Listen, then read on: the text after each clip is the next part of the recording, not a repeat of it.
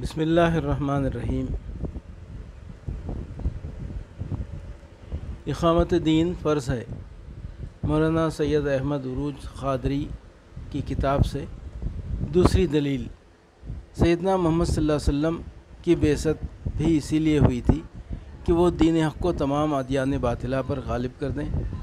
اس کی صراحت سورہ توبہ آیت 33، سورہ صف آیت 9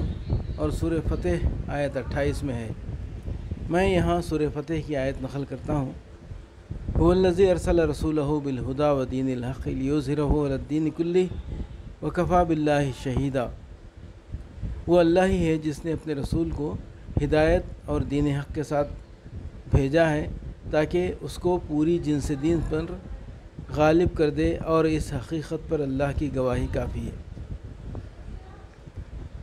سورہ توبہ اور سورہ صف کی آیتوں کا آخری ٹکڑا ولو کرہ المشرکون ہے، اور سورہ فتح کی آخری آیت کا آخری ٹکڑا وکفی باللہ شہیدہ ہے۔ ان دونوں آیتوں میں یہ بات کہی گئی ہے کہ دین حق کا غلبہ مشرکوں اور کافروں کو خواہ کتنا ہی ناگوار کیوں نہ ہو، ہم نے اپنے رسول کو اسی مقصد سے بھیجا ہے۔ اور سورہ فتح کا آخری ٹکڑا یہ بتاتا ہے کہ بعثت محمدی کی اس غرض و غایت پر اللہ کی گواہی کافی ہے۔ اب اگر تمام دنیا مل کر بھی یہ کہے کہ محمد صلی اللہ علیہ وسلم کی بعثت کا مقصد یہ نہیں تھا تو اس کی بات قابل سماعت نہ ہوگی۔ سورہ توبہ آیت 33 کے تحت مولانا سید ابوالعلا مودودی لکھتے ہیں، دین کا لفظ جیسا کہ ہم پہلے بھی بیان کر چکے ہیں، عربی زبان میں اس نظام زندگی یا طریق زندگی کے لیے استعمال ہوتا ہے جس کے قائم کرنے والے کو سند اور مطاع تسلیم کر کے اس کا اتباع کیا جائے۔ بس بعثت رسول کی غرض اس آیت میں یہ بتائی گئی ہے کہ جس ہدایت اور دین حق کو وہ خدا کی طرف سے لایا ہے اسے دین کی نوعیت رکھنے والے تمام طریقوں اور نظاموں پر غالب کر دے۔ دوسرے الفاظ میں رسول کی بعثت کبھی اس غرض کے لیے نہیں ہوئی کہ جو نظام زندگی لے کر وہ آیا ہے وہ کسی دوسرے نظام زندگی کا تابع اور اس سے مغلوب ہو کر اور اس کی دی ہوئی رعایتوں اور گنجائشوں میں سمٹ کر رہے، بلکہ وہ بادشاہ ارض و سما کا نمائندہ بن کر آتا ہے اور اپنے بادشاہ کے نظام حق کو غالب دیکھنا چاہتا ہے۔ اگر کوئی دوسرا نظام زندگی دنیا میں رہے بھی تو اسے خدائی نظام کی بخشی ہوئی گنجائشوں میں سمٹ کر رہنا چاہیے، جیسا کہ جزیہ ادا کرنے کی صورت میں ذمیوں کا نظام زندگی رہتا ہے۔ تفہیم القرآن جلد دوم حاشیہ 32 صفحہ 190۔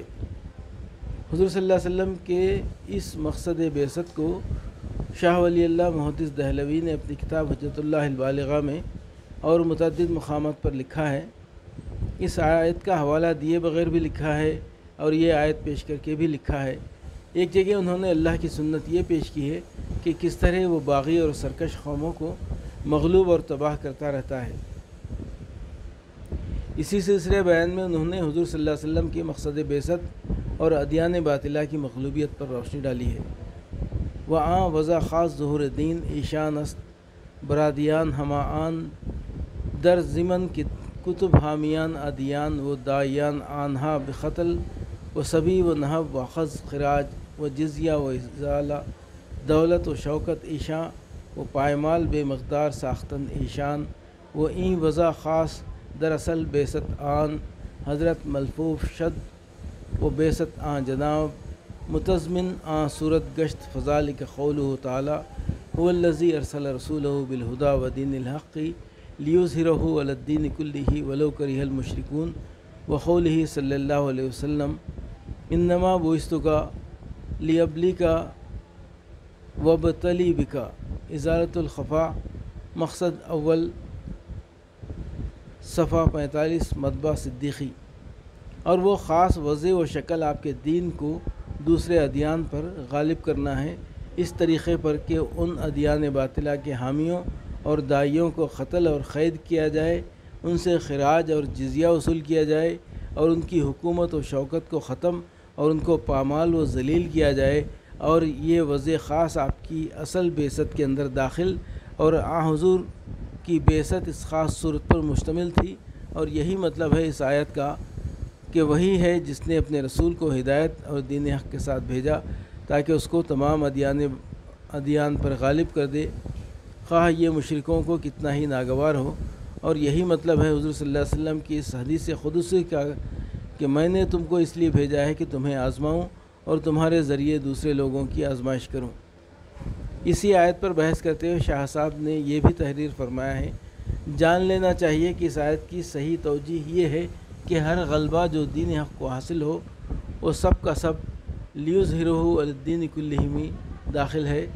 اور وہ عظیم الشان غلبہ جو کسریٰ و قیصر کی حکومتوں کو درہم برہم کر دینے کی شکل میں حاصل ہو، بدرجہ اولیٰ اس کلمے میں داخل ہے، اور بڑے درجے و مرتبے کے علمبردار خلفاء تھے رضی اللہ عنہم، ان بزرگوں کی کوششیں حضرت کی بعثت کا مقتضا اور اس کے اندر داخل تھیں۔ ازالۃ الخفا جلد 1 صفحہ 22۔ بعض وہ لوگ جو غلبہ دین حق سے مایوس ہیں یا اس کی جد و جہد سے جان بچانا چاہتے ہیں،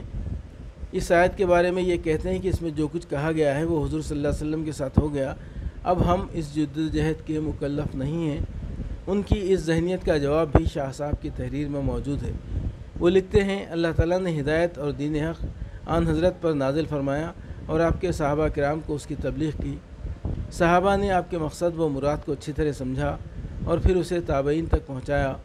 اور اسی طرح عہد بعہد وہ مقصد منتقل ہوتا چلا آ رہا ہے،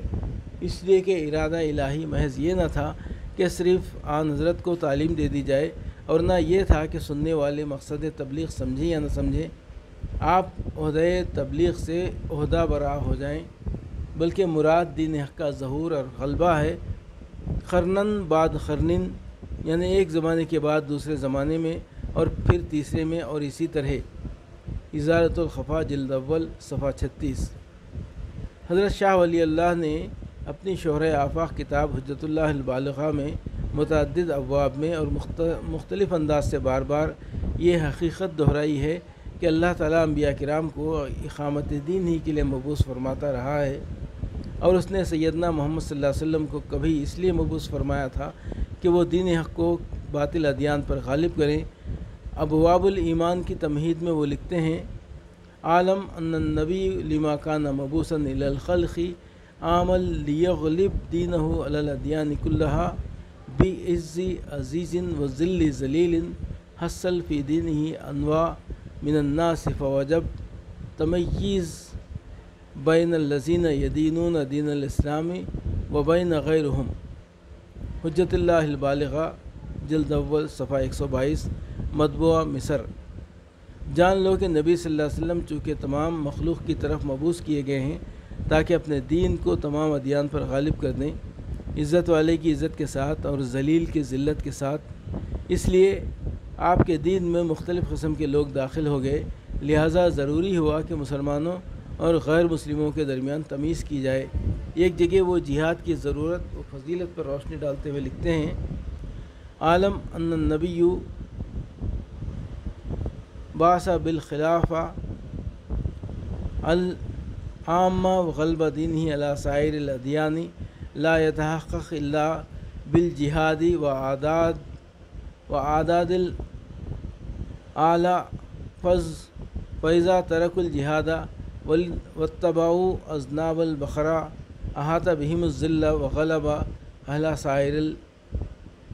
سائر الادیان۔ حجت اللہ البالغہ جلد 2 صفحہ 73۔ جان لو کہ نبی صلی اللہ علیہ وسلم خلافت عامہ کے ساتھ مبعوث ہوئے تھے، اور آپ کے دین کا دوسرے تمام ادیان پر غالب ہونا جہاد اور سامان جہاد کی تیاری کے بغیر ممکن نہیں ہے، تو جب وہ جہاد ترک کر دیں اور بیلوں کی دموں کے پیچھے لگ جائیں، یعنی وہ صرف حصول معاش میں مشغول اور جہاد سے غافل ہو جائیں، تو ذلت ان کو گھیر لے گی اور دوسرے ادیان والے ان پر غالب آ جائیں گے۔ ہم طوالت کے خوف سے اس طرح کی دوسری عبارتیں نقل نہیں کر رہے ہیں، جو عبارتیں نقل کی گئی ہیں ان سے بھی واضح ہو جاتا ہے کہ شاہ ولی اللہ محدث دہلوی نے پورے عزم اور یقین کے ساتھ یہ حقیقت بیان کی ہے کہ نبی صلی اللہ علیہ وسلم کی بعثت کا مقصد حق کو تمام ادیان پر غالب کرنا تھا۔ ہم مسلمانوں کے لیے اقامت دین کے فرض و واجب ہونے کی یہ سب سے بڑی دلیل ہے کہ ہم جس رسول کی امت ہیں ان کی بعثت کا مقصد ہی اقامت دین ہے۔ غالب کرتا ہوا ہم مسلمانوں کے لیے اقامت دین کے فرض و واجب ہونے کا یہ سب سے بڑی دلیل ہے کہ ہم جس رسول کی امت ہیں ان کی بعثت کا مقصد ہی اقامت دین تھا۔